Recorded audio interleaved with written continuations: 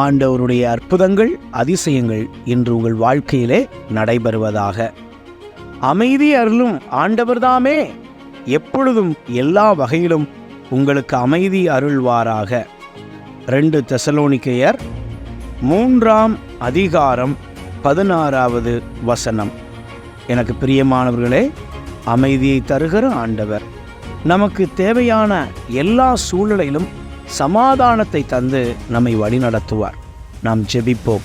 அன்பின் ஆண்டவரே, எங்கள் குடும்பத்திலும் எங்கள் தனிப்பட்ட வாழ்க்கையிலும் நாங்கள் பணி செய்கிற ஸ்தலங்களிலும் உம்முடைய சிநேகமுள்ள ஆசீர்வாதங்கள் எங்கள் மீது இறங்கி வருவதாக.